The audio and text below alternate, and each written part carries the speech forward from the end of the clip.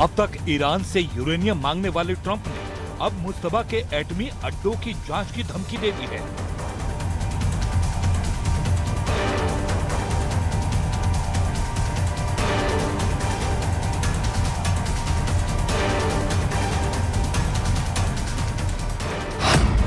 अब तक अमेरिका से समझौते के लिए तैयार दिख रहे ईरान ने हॉर्मूज पर ट्रंप के होश उड़ाने वाला दावा किया है।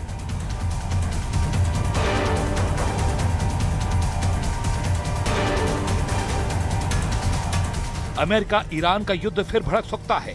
ट्रंप ने जो बयान दिए हैं उससे ये फाइनल है कि ईरान के परमाणु हथियारों पर टकराव का लेवल हाई है।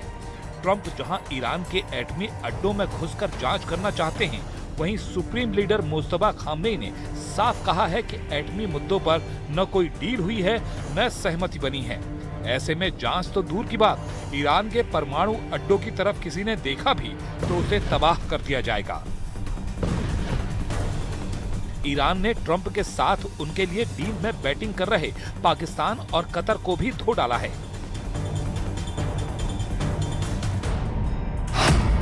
ईरान ने कतर पाकिस्तान से किया किनारा।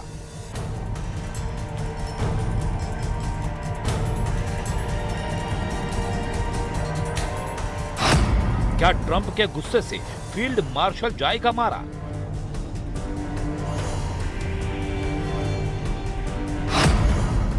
बिचौलिए गैंग पर क्यों भड़का ईरान?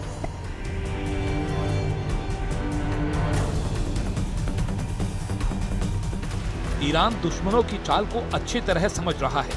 ईरान अपने फैसले मुस्तफा खामनेई के इशारे पर ले रहा है, जिन्होंने समझौते की बैठकों में अपने लीडर को अमेरिकी प्रतिनिधियों से हाथ न मिलाने का ऑर्डर दे रखा है। मुस्तफा के ऑर्डर पर अमल करते हुए किसी भी ईरानी नेता ने अमेरिकी वाइस प्रेसिडेंट से हाथ नहीं मिलाया। पाकिस्तान के पीएम शहबाज पूरी कोशिश में जुटे थे कि किसी भी तरह हैंडशेक कराया जाए, जिससे उन्हें शेखी भगाड़ने का मौका मिले, मगर शहबाज को घनघोर निराशा हाथ लगी।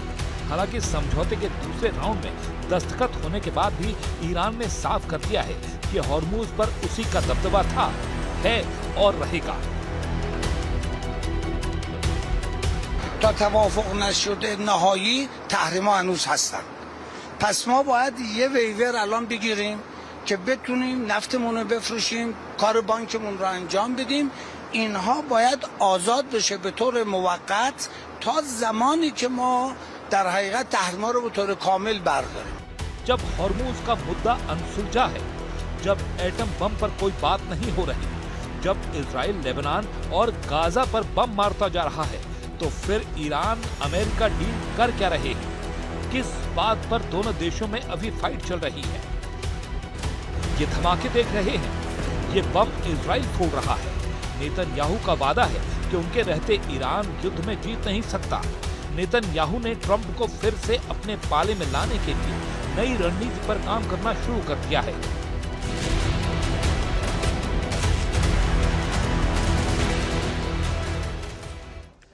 तो ट्रंप ने दावा किया है कि ईरान अपनी एटमी सेंटर की जांच करवाने के लिए तैयार है। ट्रंप दावा कर रहे हैं कि ईरान हॉर्मूज स्ट्रेट से नाकाबंदी हटा रहा है, लेकिन ट्रंप के दोनों दावों को ईरान ने खारिज कर दिया है। ईरान के सुप्रीम लीडर ने धमकी दी है कि अमेरिका से एटमी प्रोग्राम पर कोई डील नहीं हुई है। मुस्तफा खामनेई ने ऐलान किया है कि हॉर्मूज स्ट्रेट भी तभी खोलेगा जब ईरान से सारे प्रतिबंध हटेंगे। इस बीच इजराइल ने नए वॉर कमांडर को युद्ध में उतार दिया है।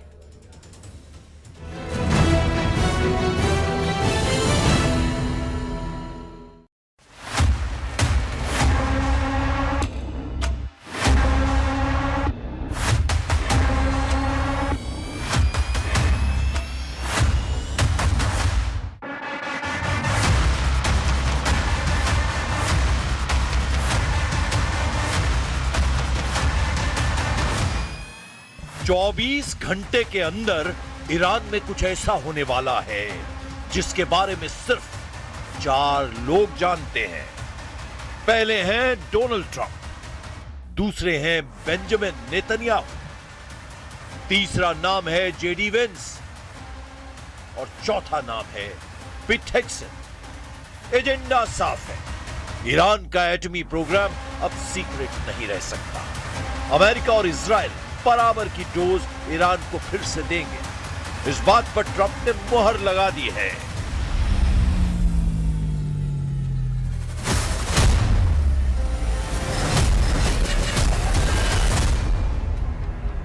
इस बात की 100% गारंटी है कि ईरान ने ट्रंप की बात नहीं सुनी तो उसे 1800 बंकर बस्टर बमों के धमाके झेलने पड़ सकते हैं, क्योंकि इजराइल के पास ट्रंप की दी ये फायर पावर हमले के ऑर्डर का इंतजार कर रही है।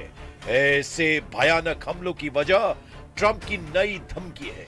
ट्रंप ने कहा है कि अगर ईरान ने अपने परमाणु अड्डों की जांच में अड़ंगा लगाया तो फिर सर्वनाश युद्ध होगा।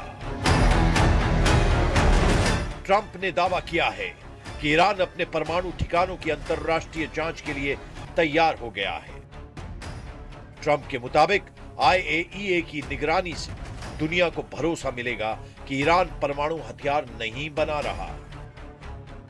लेकिन ईरान ने ट्रंप के दावे को धुआं-धुआं कर दिया है। ईरान ने दावा किया है कि परमाणु मुद्दे पर अमेरिका से कोई नई सहमति नहीं बनी है। IAEA के साथ सहयोग पहले से तय नियमों के तहत ही जारी रहेगा। मतलब ट्रंप की धमकी का ईरान पर कोई असर नहीं पड़ रहा है। इससे भड़के ट्रंप ने आखिरी वार्निंग दे दी है। If Iran doesn't live up to their agreement, or if they're not behaving, I will do what I have to do. Trump को ईरान के तेवर नापसंद हैं। उन्हें ईरान की अकड़ पसंद नहीं आ रही है, जबकि ईरान दावा कर रहा है कि डील में एटमी सेंटर की जांच का जिक्र तक नहीं किया गया। फिर अचानक न्यूक्लियर साइट पर ट्रंप रेड क्यों डालना चाहते हैं?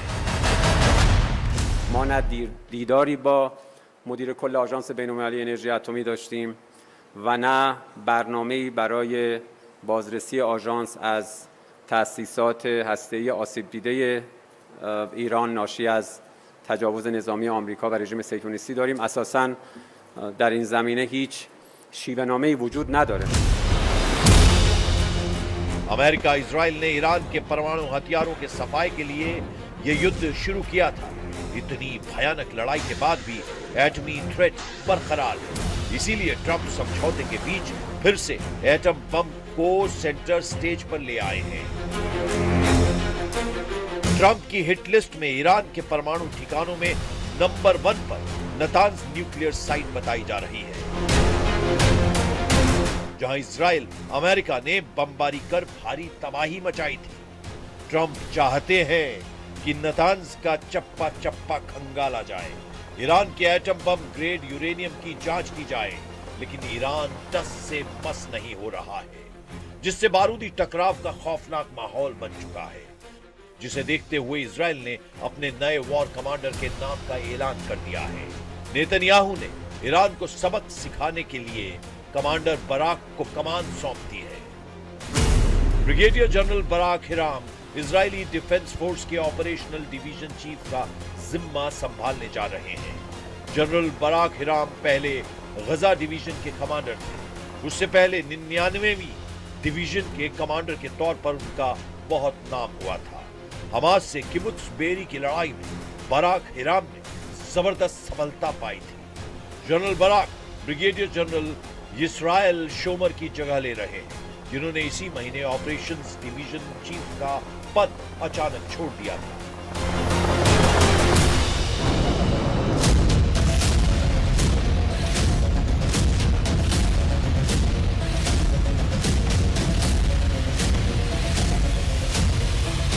आईडीएफ की ऑपरेशंस डिवीजन युद्ध, इमरजेंसी और डेली ऑपरेशंस का काम तेल अवीव में किरिया हेडक्वार्टर की निगरानी में संभालती है, जिसका सीधा कनेक्शन पीएम नेतन्याहू से रहता है। इस बार इजराइल का इरादा ईरान की ज्यादा से ज्यादा एटमी साइटों को तबाह करने का है, लेकिन ईरान के एटमी अड्डों को बर्बाद करने की अब तक जितनी भी कोशिशें हुई हैं, उनका कोई खास असर दिखा नहीं है। लेकिन अमेरिका इजराइल से ईरान को सिर्फ एटमी खतरा नहीं,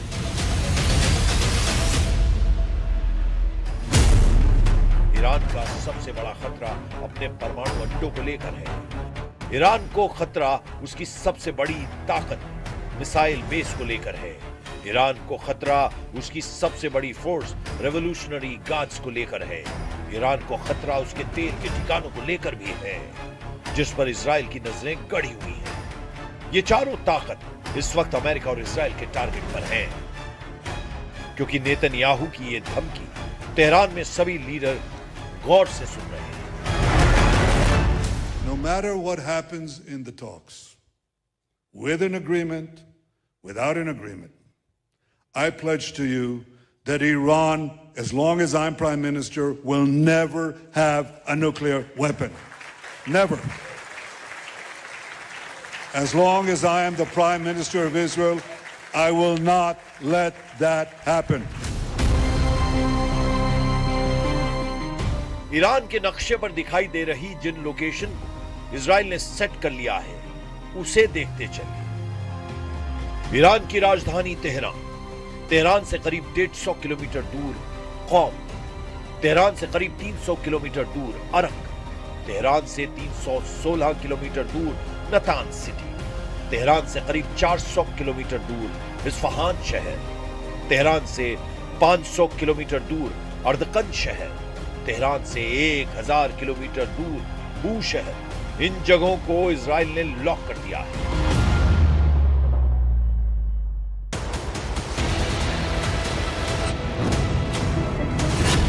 ईरान के इन 7 शहरों की शक्ल गजा जैसी बनाने के लिए इजराइल रेडी है।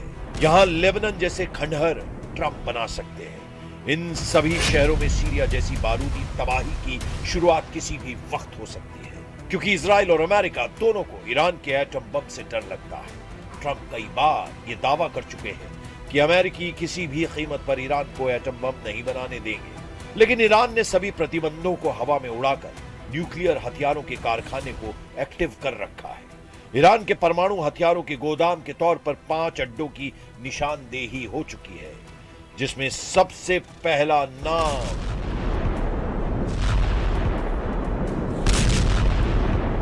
नतांज न्यूक्लियर साइट का है। नतांज में ईरान का सबसे बड़ा यूरेनियम संवर्धन प्रोग्राम चलता है। ईरान की राजधानी तेहरान से लगभग 300 किलोमीटर दक्षिण में नतांज इस्फहान सूबे में है, जहां 2 प्लांट लगे हैं। पहला underground fuel enrichment plant FEP और दूसरा upper pilot fuel enrichment plant PFEP। Natanz nuclear site का पता साल 2002 में ही चल गया था। इजराइल ने नतांज साइट को कई बार निशाना बनाने की कोशिश भी की है।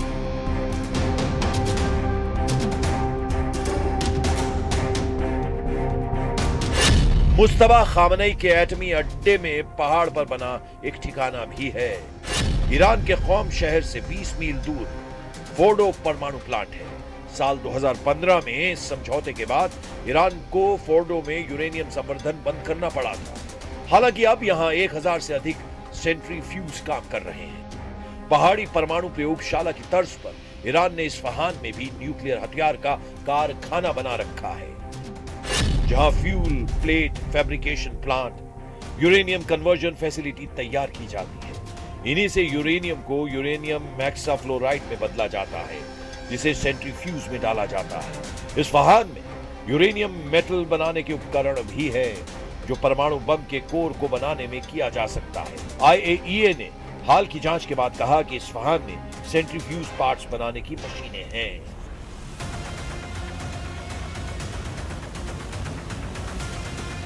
ईरान के 3 बड़े एटमी सेंटर के साथ कई सीक्रेट ठिकाने हैं, जिनकी चर्चा कम होती है। इनके नाम भी जानिए। ईरान ने अरक न्यूक्लियर साइट का नाम बदलकर खुंदाब कर दिया है, जहां प्लूटोनियम का उत्पादन का आरोप लगाया जाता है, जिसका इस्तेमाल परमाणु बम के कोर को बनाने में किया जा सकता है। ईरान का इकलौता परमाणु ऊर्जा संयंत्र बुशहर में है, जो रूसी ईंधन से चलता है, जिसका इस्तेमाल ईरान बिजली बनाने के लिए करता है। ईरान का एक एटमी अड्डा यज़्द रेगिस्तान में बताया जाता है। ईरान के एटमी हथियारों का बेस पार्चिन में है। इस साइट पर ईरान मिसाइलों की टेस्टिंग भी करता है।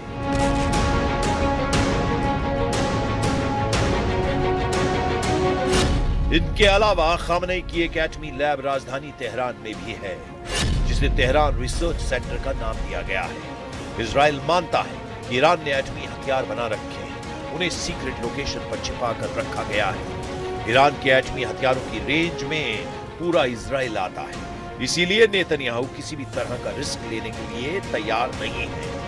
उन्होंने ये तक कहा है कि इजराइल को जल्द वो हथियारों के मामले में आत्मनिर्भर बनाने वाले हैं।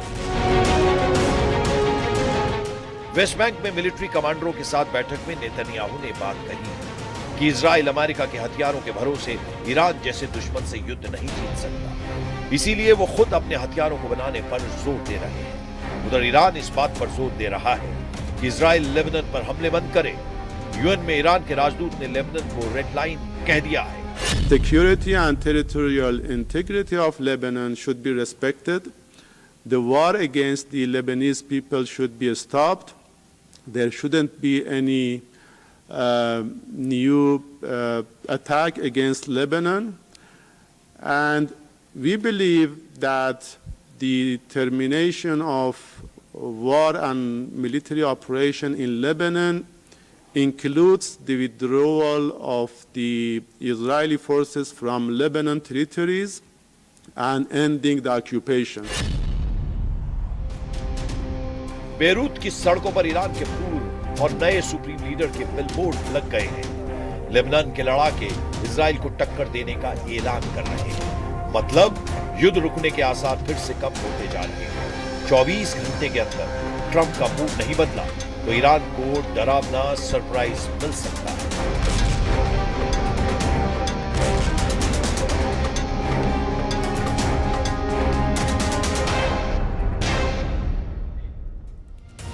तो अमेरिका, इजराइल और ईरान के युद्ध ने दुनिया भर में तेल संकट बढ़ा रखा है, लेकिन खाड़ी युद्ध के बीच भी भारत की रफ्तार नहीं रुकी। भारत में ईंधन की किल्लत नहीं हुई क्योंकि पीएम मोदी की कूटनीति और रणनीति ने देश को मुश्किल दौर से निकाल दिया है। लेकिन आप ये जानकर हैरान होंगे कि कुछ ऐसा ही तेल संकट जब 70 के दशक में आया था, तब भारत ने जिन देशों का साथ दिया उन्होंने एकजुट होकर देश से छल किया था। तब इंदिरा गांधी की कूटनीति ने भारत को बड़े संकट की तरफ धकेल दिया था। ये स्पेशल रिपोर्ट देखिए।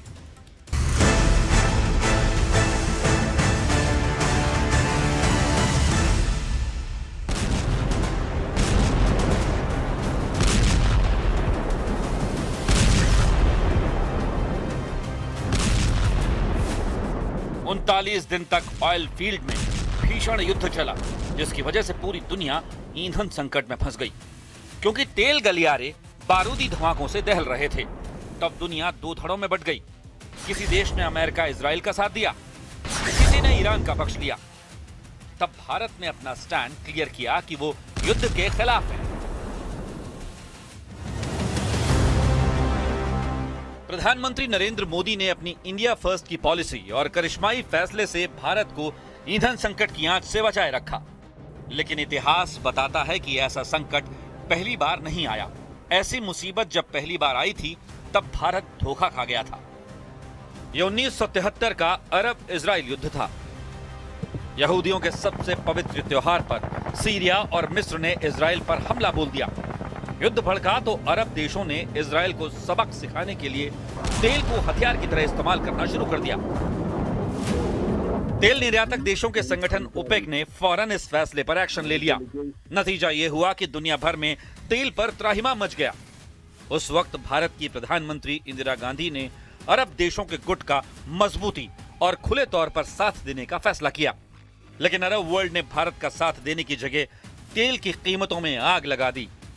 ओपेक ने 1973 के युद्ध के दौरान कच्चे तेल की कीमतों में 300% की बढ़ोतरी कर दी, जिससे भारत के तेल आयात के बिल में जबरदस्त उछाल आया। युद्ध से पहले कच्चे तेल के दाम करीब $3 प्रति बैरल थे, जो ओपेक के फैसले के बाद बढ़कर $12 प्रति बैरल तक पहुंच गए। कच्चे तेल की कीमतों में 4 गुना बढ़ोतरी से भारत का तेल आयात बिल, जो 1973 में लगभग $414 मिलियन था, 1974 में बढ़कर लगभग $1.35 बिलियन के पार पहुंच गया था। यह रकम तब भारत के विदेशी मुद्रा भंडार का लगभग 2 गुना थी। इतना घाटा सहने के बाद भी तत्कालीन प्रधानमंत्री ने अपनी अरब पॉलिसी नहीं बदली। जब 1974 में संयुक्त राष्ट्र में ऑब्जर्वर का दर्जा पाने की पैलेस्टीन लिबरेशन ऑर्गेनाइजेशन ने कोशिश की तो इंदिरा सरकार ने समर्थन किया। साल 1975 में पीएलओ को औपचारिक राजनयिक मान्यता देने वाला पहला गैर अरब देश भारत बना। यही नहीं, नई दिल्ली में पीएलओ का दफ्तर खोलने की इजाजत तक दी गई। बदले में भारत को क्या मिला? महंगा तेल, महंगाई की मार। हालांकि उस वक्त के तेल संकट ने एक सबक भी भारत को दिया। सबक ये कि दुनिया में इनाम ताकत और रणनीति को मिलता है, सिर्फ साझेदारी को नहीं। मौजूदा युद्ध संकट के बीच प्रधानमंत्री नरेंद्र मोदी ने इसे साबित करके दिखाया है। उन्होंने किसी भी खेमे के साथ दिखने की जगह इंडिया फर्स्ट की पॉलिसी अपनाई।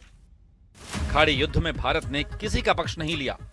पीएम मोदी ने भारत को शांति, बातचीत, डीएस्केलेशन और स्टेबिलिटी के पक्ष में रखा। युद्ध भड़कने के फौरन बाद पीएम मोदी के फैसले चौंकाने वाले थे। भारत ने हॉर्मुज स्ट्रेट के साथ तेल सप्लाई के कई और रास्ते तलाशे। देश में ईंधन का पर्याप्त भंडार हो, इसका इंतजाम सही वक्त पर किया गया। भारत ने भरोसेमंद साझेदारों के साथ मिलकर काम किया और यह सुनिश्चित किया कि रिफाइनरियां पूरी क्षमता से काम करती रहें। खाड़ी युद्ध के बीच पीएम मोदी ने यूएई का दौरा किया, जहां Abu Dhabi national oil company के साथ एक डील पक्की की गई, जिससे भारत के स्ट्रेटेजिक पेट्रोलियम रिजर्व को 30 मिलियन बैरल तक बढ़ाया गया। दुनिया भर में तेल की कीमतें जब आसमान पर पहुंच गईं, तब भी भारत में तेल के दाम कंट्रोल में रखे गए। तो पहले राउंड की बातचीत के बाद ईरान ने अमेरिका को 2 टूक शब्दों में चेतावनी दे दी है। तेहरान के मुख्य वार्ताकार मोहम्मद कालिबाफ ने कहा कि हॉर्मुज गलियारा अब पहले जैसा कभी नहीं होगा। उन्होंने कहा कि हॉर्मुज को अब पूरी तरीके से ईरान ही कंट्रोल करेगा।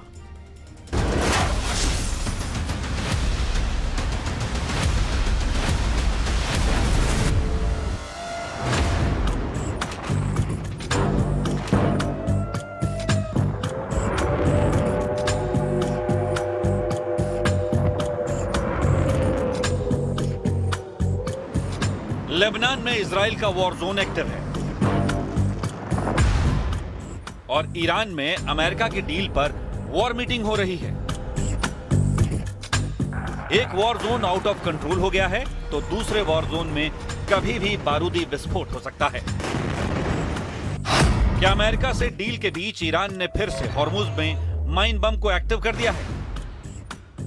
क्या तेल की नस पर ईरान ने फिर से हाथ टाइट कर दिया है? डील से ईरान अमेरिका की जंग खत्म होने वाली है या दूसरा राउंड शुरू होने वाला है? डील पर साइन होने के बाद भी हॉर्मुज पर ईरान के तेवर बहुत सख्त हैं। ईरान ने अभी तक परमाणु प्रोग्राम पर अमेरिका से कोई बात तक नहीं की है। तो क्या ईरान ने परमाणु बम बना लिया है? तेहरान के आक्रामक तेवर क्या ट्रंप को नई ललकार हैं? क्या मुश्तबा खामेनी हॉर्मुज को फिर से जंग का एपिसेंटर बनाने जा रहे हैं? 28 फरवरी को जब अमेरिका ने इजराइल के साथ मिलकर ऑपरेशन एपिक फ्यूरी लॉन्च किया तो सबसे पहले ईरान के न्यूक्लियर साइट पर हमला किया, फिर तेहरान के मिसाइल बेस को टारगेट किया, आईआरजीसी के हेडक्वार्टर और ईरान की टॉप लीडरशिप को निशाना बनाया।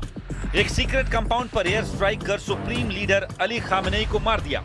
अमेरिका और इजराइल के इस हमले के बाद शुरू हुआ ईरान का असली युद्ध। हमलों के तुरंत बाद ईरान ने हॉर्मुज गलियारा बंद कर दिया, जिस रास्ते से दुनिया का 20% तेल गुजरता था। उस पूरे इलाके में माइन बम एक्टिव कर दिए। आईआरजीसी ने न सिर्फ जहाजों का रास्ता रोका, बल्कि हॉर्मुज से गुजरने वाले हर जहाज को जलाना शुरू कर दिया। माइंस, स्पीड बोट, ड्रोन्स और एंटीशिप मिसाइल से कई कारोबारी जहाजों पर भी अटैक हुए। अभी भी हॉर्मुज पूरी तरह से नहीं खुला है। इस गलियारे में टेंशन है। स्विट्जरलैंड में बातचीत का पहला राउंड हो चुका है, लेकिन ईरान ने हॉर्मुज पर लाइफ टाइम कंट्रोल का दावा ठोक दिया है। मतलब तेहरान की मर्जी के बिना हॉर्मुज से एक भी जहाज ना इधर जाएगा ना उधर।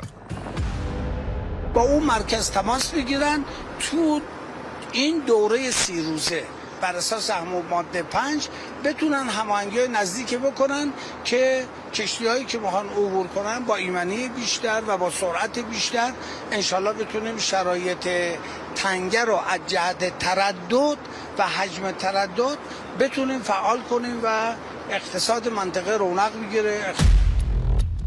गोलियां थम गई हैं, लेकिन क्या जंग सचमुच खत्म हुई है? क्या ईरान अब अपनी सबसे बड़ी ताकत हॉर्मुज को फिर दुनिया का वॉर एपिसेंटर बनाने की तैयारी में है? क्या अमेरिका और ईरान के बीच कोई ऐसी टेलीफोन हॉटलाइन बनने जा रही है जिसका मकसद होगा एक गलतफहमी को तीसरे विश्व युद्ध में बदलने से रोकना? ईरान की असली ताकत परमाणु बम नहीं है, क्योंकि अगर परमाणु कार्यक्रम पर समझौता हुआ भी तो क्या हॉर्मुज, हूथी, लेबनान, इराक और चीन की एंट्री मिडिल ईस्ट को फिर आग में झोंक सकती है? दुनिया सालों से ईरान के परमाणु कार्यक्रम को उसकी सबसे बड़ी ताकत मान रही है, लेकिन इस जंग से एक नई सच्चाई सामने आ गई। ईरान की सबसे बड़ी ताकत शायद परमाणु बम नहीं बल्कि स्ट्रेट ऑफ हॉर्मुज है, वो रास्ता जहां से दुनिया के लगभग 20% तेल और एलएनजी की सप्लाई गुजरती है। और इसी रास्ते को हथियार बनाकर ईरान ने अमेरिका और उसके सहयोगियों की नींद उड़ा दी। स्विट्जरलैंड में हुई पहले राउंड की मीटिंग में अमेरिका और ईरान के बीच भले ही कई मुद्दों पर समझौता हुआ, लेकिन हॉर्मुज गलियारे पर ईरान का स्टैंड पहले जैसा ही नजर आ रहा है।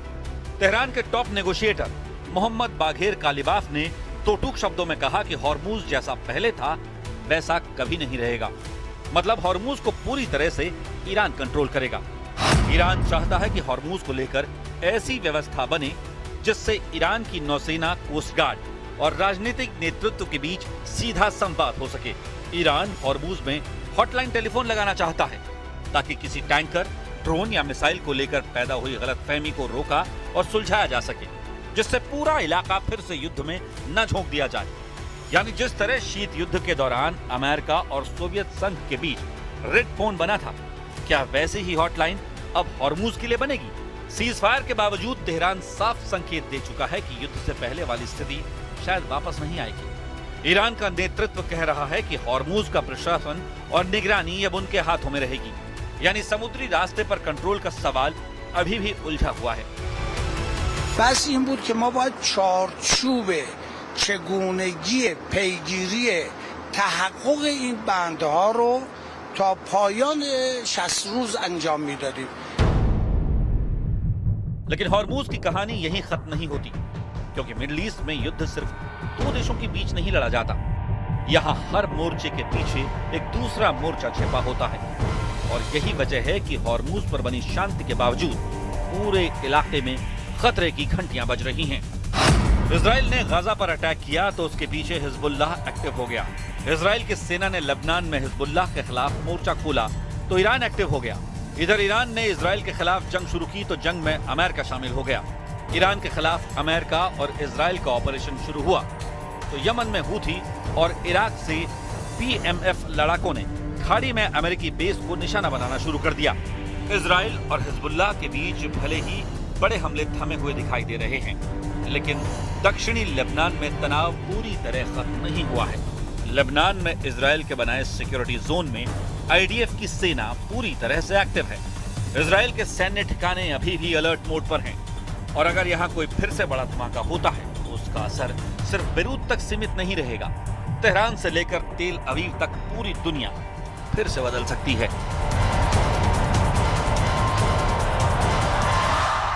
یعنی مقدمات لازم برای گفتگو درباره بندهای تفاهمنامه است. اون مقدمات لازم هم 5 مورد، یعنی بندهای 1، 4، 5، 10 و 11 است.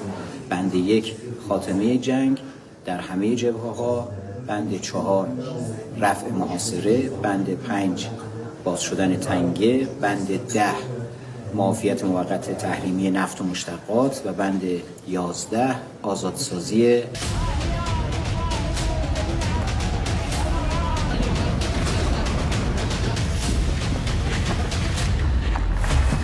यमन में हूथी नेटवर्क अभी भी ईरान की सबसे बड़ी रणनीतिक ताकत माना जाता है।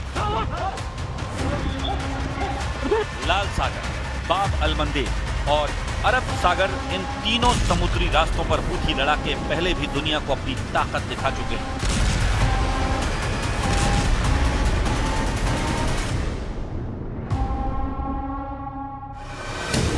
यानी अगर बातचीत पटरी से उतरती है तो अगला दबाव तेल टैंकरों और कारोबारी जहाजों पर भी बनाया जा सकता है।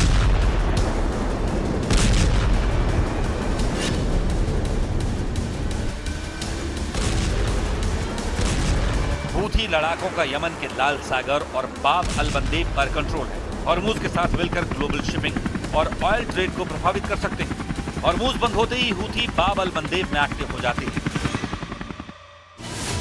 ईरान पर हुए हमले के बाद मार्च में हूथियों ने इजराइल पर बैलिस्टिक हमला कर दिया था। IRGC और हिजबुल्लाह के साथ तालमेल करते हुए हर फ्रंट पर जंग लड़ने का ऐलान कर दिया।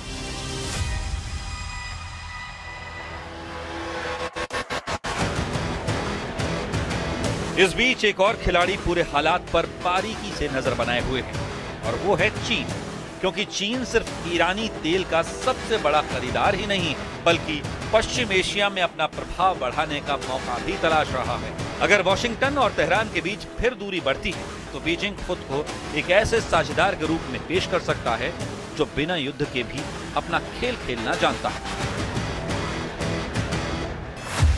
अभी हालिया रिपोर्ट में चीन के एक्सपर्ट्स ने तो इस जंग में अमेरिका को हारा हुआ बता दिया था। चीन ने दावा किया कि अगर युद्ध के बाद भी ईरान की सत्ता बची हुई है, अगर उसके प्रॉक्सी अभी भी एक्टिव हैं और आखिर में अमेरिका को ही समझौता करना पड़ा, तो क्या ट्रंप अपना मकसद हासिल नहीं कर पाए? और क्या ये अमेरिका की सबसे बड़ी हार में से एक है?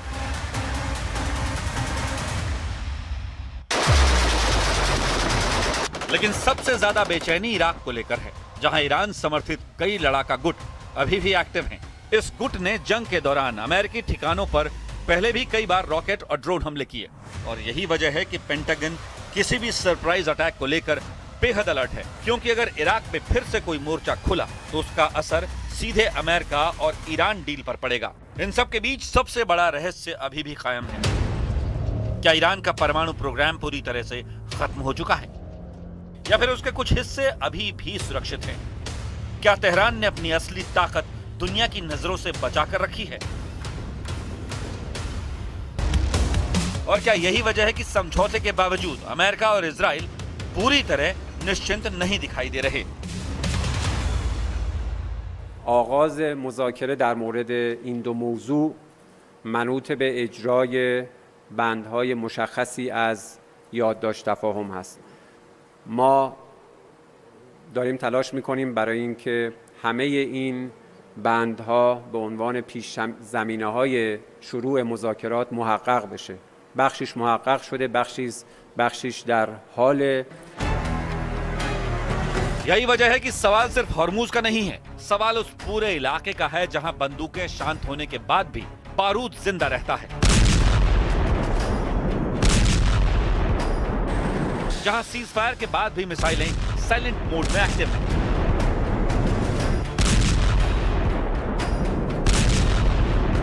और जहां हर समझौते के पीछे अगले टकराव की आशंका छिपी होती है। तो क्या हॉर्मूज में बनने वाली हॉटलाइन तीसरे विश्व युद्ध को टालने का जरिया बनेगी, या फिर इतिहास एक बार फिर साबित करेगा कि मिडिल ईस्ट में शांति अक्सर अगले तूफान से पहले की खामोशी होती है?